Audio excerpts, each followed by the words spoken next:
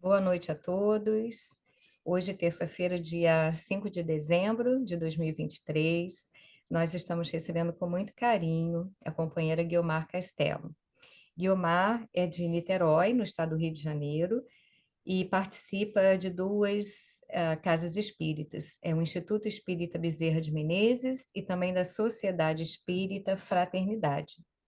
E a Guiomar, hoje, nesse mês de dezembro, abre para nós com o tema negação. Obrigada mais uma vez, Guiomar, pela tua participação. Eu que agradeço. Irá fazer a leitura inicial seguida da prece. Boa noite, Guilmar. Boa noite, Boa Paulo. noite a todos. Fazer a leitura do texto 105 do livro Pão Nosso, psicografado por Chico Xavier pelo Espírito Emmanuel. Observação primordial. E Jesus respondeu-lhe: O primeiro de todos os mandamentos é: Ouve, ó Israel, o Senhor é nosso Deus, o Senhor é um só. Marcos 12, 29. Replicando ao escriba que o interpelou com relação ao primeiro de todos os mandamentos, Jesus precede o artigo inicial do Decálogo de observação original que merece ser destacado.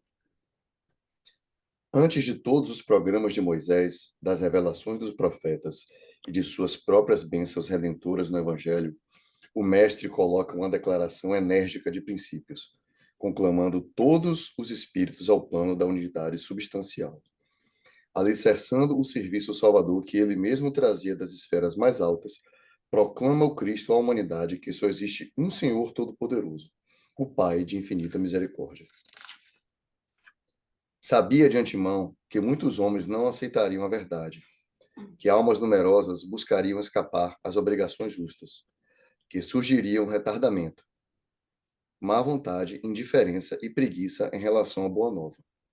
No entanto, sustentou a unidade divina, a fim de que todos os aprendizes se convencessem de que lhes seria possível envenenar a liberdade própria, criar deuses fictícios, erguer discórdias, trair provisoriamente a lei, estacionar nos caminhos, ensaiar a guerra e a destruição. Contudo, jamais poderiam enganar o plano das verdades eternas, ao qual todos se ajustarão um dia, na perfeita compreensão de que o Senhor é nosso Deus, o Senhor é um só.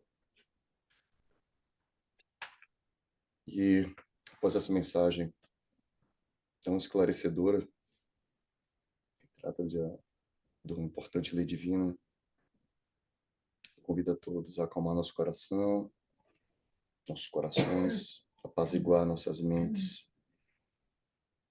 e agradecer ao Divino Mestre Jesus, aos espíritos amigos aqui presentes, a nossa mentora Mimei, mais essa oportunidade de estarmos aqui reunidos.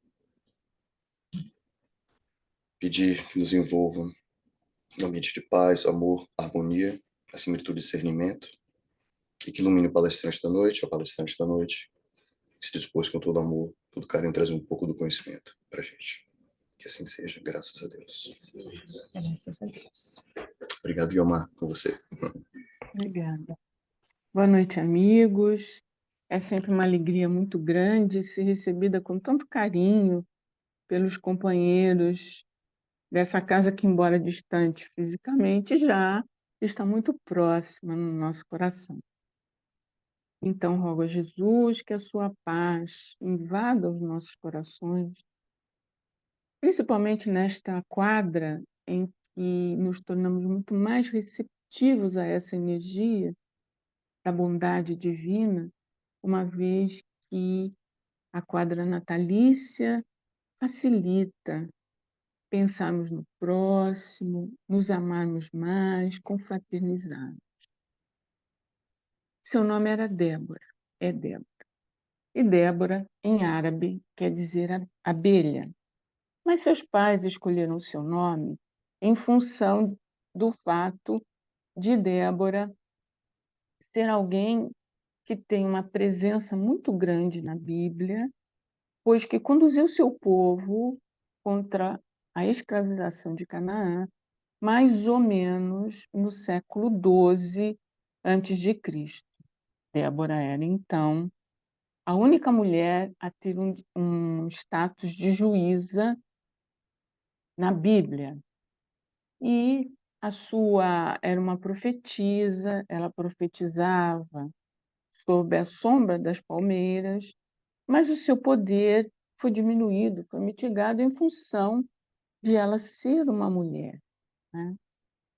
Mas, pelo fato de a nossa Débora atual ser filha de israelitas, escolheram-lhe este nome.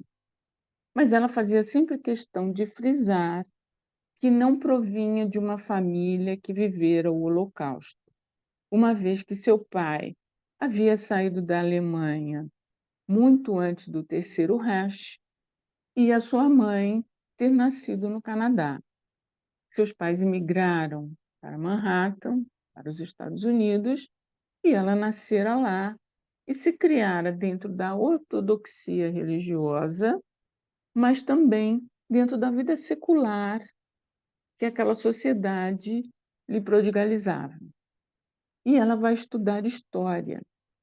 E o fruto dos seus estudos torna-se não só uma expert, como vai ser uma professora de história na Universidade Emory, em Atlanta, no estado da Geórgia.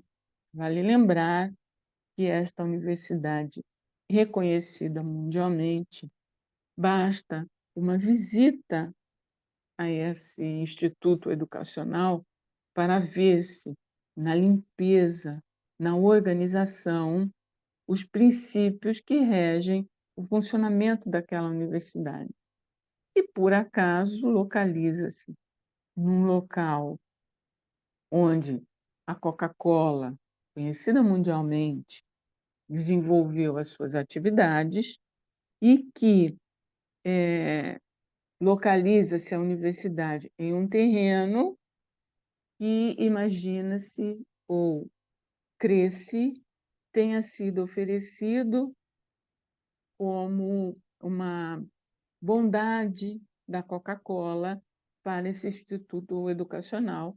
E também ali próximo localiza-se a casa, hoje museu, onde viveu Martin Luther King Jr., a igreja onde ele foi pastor. Enfim, é um local muito interessante.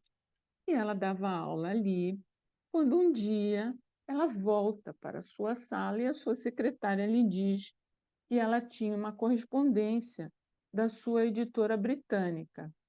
E quando ela abre a carta, os seus editores estão dizendo: olha, David Irving está ameaçando ingressar contra você com um processo judicial por difamação, por você o haver chamado de negacionista. Ela então pega aquela carta, amassa e joga na lata de lixo. Não levou a sério, mas a sua editora britânica levou, assim como os tribunais britânicos. Mas David Irving não era uma figura qualquer, era um homem que já havia publicado imensas obras sobre o Terceiro Reich, sobre a Alemanha, sobre o problema nazista, enfim.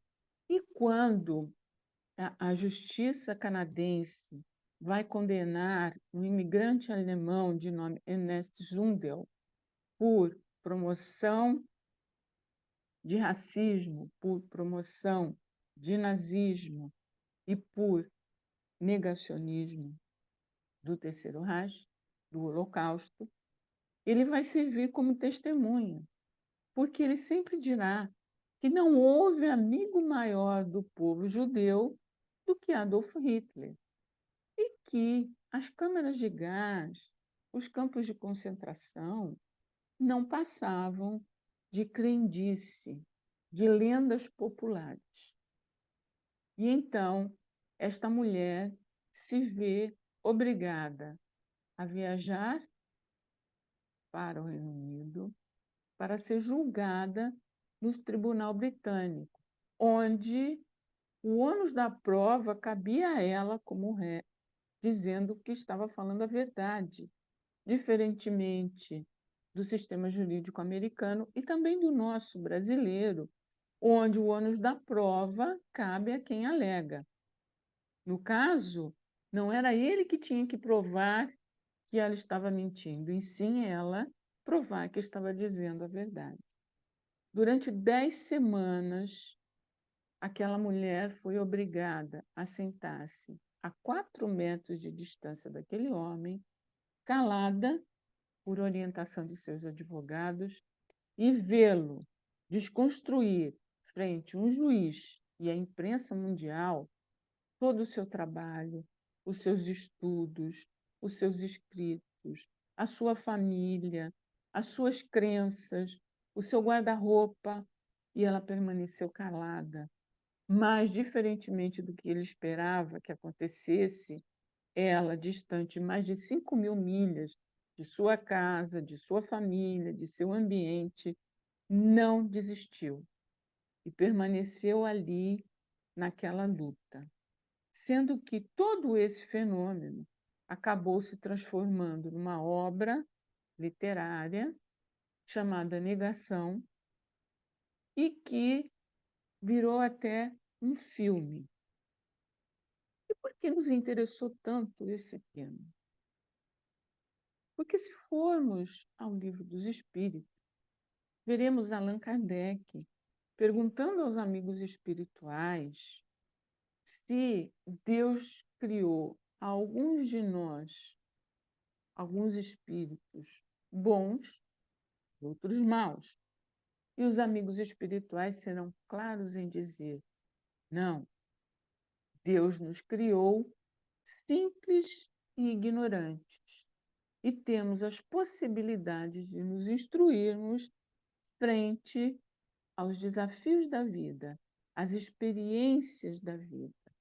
E para isso, Deus nos dá, não é, a oportunidade reencarnatória que, em uma análise mais profunda, será um educandário, uma oportunidade de nos educarmos. Mais um pouco adiante, na questão 120 do Livro dos Espíritos, Allan Kardec vai perguntar: mas então, todos os espíritos terão que passar pela fieira do mal para chegar à fieira do bem? E os amigos espirituais dirão: não, pela fieira do mal, não, mas pela fieira da ignorância, uma vez que fomos criados simples e ignorantes. E então vemos que, numa análise mais profunda das respostas dos amigos espirituais frente a essa situação, a história prova e comprova, nós vamos ver a capacidade que nós, espíritos reencarnados, temos de transformar a realidade ao nosso bel prazer, ao nosso gosto, ao nosso desejo. Mas torna-se muito patente a questão de nos negarmos ao progresso, de nos negarmos a crescermos. E quando foi perguntado ao médium Francisco Cândido Xavier sobre as palavras do Cristo quando diz: vós sois deuses, o Espírito Emmanuel irá responder. E esta pergunta e esta resposta estão presentes na obra denominada O Consolador. Obra essa que é de perguntas e respostas, perguntas que foram feitas ao médium e que o amigo espiritual Emmanuel respondeu. E Emmanuel irá dizer que todos nós carregamos conosco essa centelha divina, mas que pouquíssimos de nós nos damos conta do poder que temos. Poder esse que, utilizado para o bem, fará de nós espíritos em progresso, em ascensão, promovendo a vida, mas que voltados para o egoísmo, o orgulho, estas chagas que atormentam a humanidade, poderemos cair num caso contrário. Então, vejamos nos exemplos citados, o mesmo homem que criou as câmaras de gás é o homem que é capaz de descobrir medicamentos que prolongam a vida, que trazem qualidade de vida e saúde ao homem. Recentemente, deu-se uma polêmica muito forte em um país da Europa, em Portugal, numa questão de que um casal brasileiro, tendo duas filhas gêmeas portadoras de uma doença neurológica fatal, conseguiram, através da cidadania das crianças, que podem ser luso-brasileiras, que são luso-brasileiras, que o sistema público de saúde português conseguisse a essas crianças o medicamento no valor de 2 milhões de euros para cada uma, e hoje as crianças têm 5 anos e são saudáveis. Então, vemos o quanto a ciência pode trazer de benefícios, de beneplácitos à vida humana, porque Deus nos dotou dessa inteligência para trabalharmos em favor do próximo. Mas quando nos prendemos ao preconceito, à negação do valor nosso, como do nosso próximo, nós acabamos caindo em erros brutais. Essa de Queiroz, que desencarna em 1900, aos 55 anos, era um diplomata e escritor português, um dos escritores da lusofonia mais destacados, com obra como Os Maias, O Primo Basílio, O Crime do Padre Amaro, Relíquia. E sabemos que a desencarnação não transforma nenhum de nós. Continuamos sendo quem somos, admirando aquilo que admirávamos, nos tendo afinidade com aquilo que nos agradava, e ele, chegando ao mundo espiritual, quer continuar sendo aquele escritor, jornalista, diplomata, e vai procurar por um médium que tivesse possibilidades de transcrever, através da mediunidade, da psicografia, os seus escritos. E ele encontra, então, um médium que nascera muito depois da sua desencarnação, também português, que era muito simpatizante da monarquia e trabalhava em favor de seu próximo, instituíra na Corporação de Bombeiros Voluntários de Lourdes, da sua cidade, aulas para alfabetizar aqueles que ainda eram analfabetos, e que, por ser simpatizante da monarquia, quando da instalação da República, ele era policial. Então, o que ele faz? Pede uma sindicância dos seus atos e nada foi provado contra ele. Mas como ele era associado a um clube e esse clube tinha jogos de azar, ele é perseguido pela polícia e vem para o Brasil, e chegando ao Rio de Janeiro, vai procurar a FEB, porque ele já tinha, não é, o desenvolvimento da mediunidade. Mas a sua mediunidade era incomum, porque ele era capaz de dar mensagens psicofônicas, psicografar com a mão esquerda e psicografar com a mão direita, tudo ao mesmo tempo. Era de uma potencialidade, e são, através da sua mediunidade, editados pela FEB, 4 volumes de O País da Luz, sendo que 3 ele os publica ainda encarnado, e o 4º vai ser publicado por amigos seus. E ele, então, vai trazer uma mensagem de Eça de Queiroz. E Eça de Queiroz conta que sempre houve naqueles que detinham uma certa cultura, um interesse pelas antiguidades, pelas velharias, pelos antiquários, não é? E vemos que em muitos países esse é um comércio muito próspero, porque as pessoas se interessam por objetos, por coisas que pertenceram a determinadas pessoas ou que significam determinada época, tem uma simbologia de uma época. E essa de Queiroz tinha muito interesse nisso.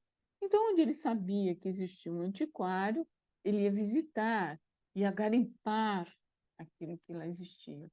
E ele, então, passando por um local, viu um lá muito michuruca, mas ele resolve entrar e fica pensando: meu Deus, quem virá aqui dentro fazer alguma compra?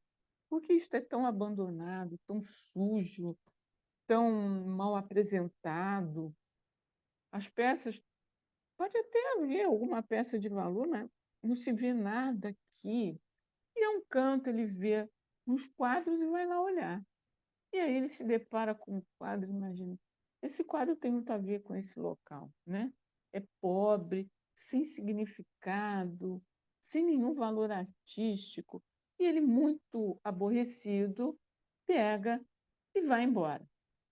Vai embora e esquece aquele local. Muito chateado que havia perdido seu tempo com aquilo. Passados uns dias, ele, ao ler o jornal, vê numa manchete que fora descoberto um Rembrandt legítimo e que, depois de algum tratamento, ele se encontrava em exposição no Museu da Cidade. Ora, ele ficou em cócegas. Ele teria que ir lá ver aquele quadro. E lá vai ele correndo visitar o museu especificamente para ver aquele quadro. Quando ele chega e se depara com a obra, ele fica estarrecido. Meu Deus, é aquele quadro que eu, num olímpico gesto de ignorância, tratei como se fosse uma obra mesquinha e sem valor algum. É aquele quadro. É um Rembrandt legítimo. E ele então começa a fazer um processo de meia-culpa, pensando no quanto somos preconceituosos, fazendo um primeiro juízo de uma situação e nos fixando nisso, negamos valor e oportunidade ao outro, à obra, ao que se nos apresente. E aí nós pensamos o quanto ele estava certo com relação a isso. Por quê? Porque nós ainda detemos esse sentimento. Às vezes, companheiros se aproximam. Há companheiros que chegam à casa, que ainda desconhecem a doutrina, que procuram consolo, esperança para suas vidas, porque no mundo de provas e expiações, todos nós precisamos de consolo, de esperança, e nada melhor do que a doutrina espírita para nos trazer essa oportunidade, para nos acalentar o coração. E nós olhamos aquele companheiro e pensamos, não, né? Logo colocamos uma etiqueta e mandamos para uma prateleira, sem saber que ali há uma obra divina. Desculpe, é um companheiro nosso, é alguém que tem valores que são precisos descobrir, ou que se ocultam naquele momento em função da fragilidade do momento que se vive. E nós insistimos nisso.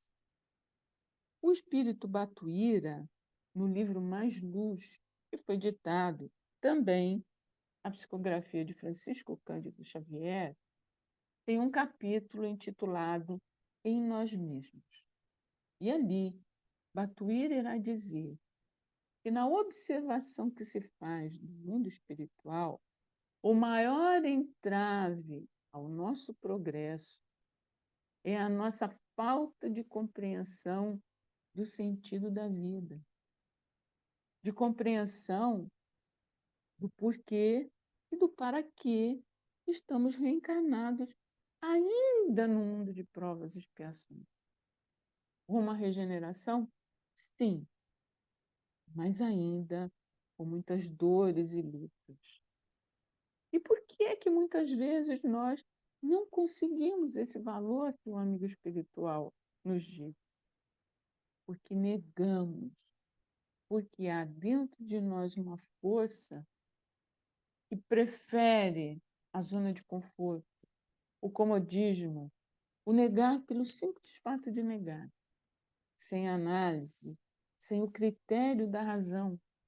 Quando Kardec irá dizer, fé é aquela que encara frente a frente a razão em todas as épocas da humanidade. Mas para podermos fazer isso, temos que sair desse estado negacionista e entrarmos num estado de abertura à vida, de promoção à vida, de crescimento da vida. Se faz necessário, urge que façamos isso, porque o tempo passa muito rápido. E às vezes, quando queremos nos dar a oportunidade, já não há muito tempo disponível, porque nenhum de nós sabe o controle desse tempo. Nenhum de nós sabe quanto mais tempo poderemos ter nesta oportunidade reencarnatória. E aí, ainda no livro Consolador, na questão de número 239, o benfeitor Emmanuel irá dizer que a dor espiritual, a dor moral, essa é a dor essência. A dor física é uma dor fenômeno, mas a dor moral, essa é a dor essência. E é essa dor que nós temos que melhorar através da oração, das nossas atitudes, do que lemos, dos nossos estudos, porque os estudos nos trazem ferramentas para lidarmos com as nossas dificuldades. Mas, acima de tudo, no nosso entendimento da vida, pelo nosso amor ao próximo, porque foi o Cristo que nos disse que os seus discípulos se conheceriam por muito se amarem. E aí nós nos lembramos da lenda do ourives. O ourives, essa profissão tão delicada de trabalhar aqueles elementos tão especiais da natureza para criar joias de elevado valor. E então, conta a lenda que esse ourives recebera um tesouro fabuloso, muitas gemas, pedras preciosas, de cores diferentes, formatos diferentes, tamanhos diferentes. Eram pedras de rara beleza, muito lindas. E ele, então, no seu ofício de ourives, vai fabricando joias com aquelas pedras, trabalhando o metal precioso do ouro em torno daquelas gemas, anéis, brincos, pingentes, pulseiras. E ele fazia aquelas joias e distribuía entre as pessoas. E aquilo começou a gerar um comentário muito grande, que as pessoas não se conformavam. Como assim? Ele está dando verdadeiros tesouros a todo mundo? A troco de quê? O que é que ele espera em troco disso? Por que é que ele está fazendo isso? Porque o nosso pensamento, ainda muito materialista, é que sempre haverá uma compensação material por qualquer ato que a gente comete. E então, em função desse comentário que não parava de se difundir, foram falar com ele. Olha, Você nos desculpe, mas nós estamos intrigados. Como é que você, fabricando joias de tão especial beleza e de um valor monumental, está dando essas joias às pessoas? Você podia vender isso e ficar arquimilionário. Por que é que você está fazendo isso? E ele, na sua simplicidade, de homem vivido, de homem que sentou nos bancos da dor, do sofrimento, responde com a maior tranquilidade do mundo. Quando encontramos um tesouro, não podemos guardá-lo para nós. Temos que distribuí-lo, dividi-lo com os nossos irmãos, com os nossos companheiros. Trazemos hoje a figura do ourives, que não negou valor àquele tesouro que encontrou e que não se negou a distribuí-lo. Que sejamos os ourives, que não negamos o valor desse tesouro infinito, que é o Espiritismo nas nossas vidas. A mensagem de esperança, a mensagem de consolo, aquele curativo que pensa as feridas e que nos faz prosseguir, porque temos confiança nesse Pai de amor e misericórdia que abençoa a todos nós. Por isso agradecemos a vocês pela oportunidade, agradecemos ao Pai da vida e que todos estejam em muita paz. E por isso convidamos a todos para encerrarmos o nosso encontro, fazendo a nossa prece, elevando o nosso pensamento a esse Pai de amor, de misericórdia, que espera a todos nós, que nos conhece, sabe das nossas dificuldades, mas mesmo assim não nos desampara nunca. Sermos gratos a esse Pai, rogar-nos força para prosseguirmos nos nossos caminhos, para enfrentarmos os nossos desafios, para nos conduzirmos em harmonia, com bom ânimo. E pedimos ainda, Pai de amor e misericórdia, atende a todos aqueles que passam agora nos nossos pensamentos. Que a eles chegue a paz, a esperança e o teu amor misericordioso. Não falha nunca. Obrigada, Pai. Obrigada, amigo. E muita paz. Que assim seja.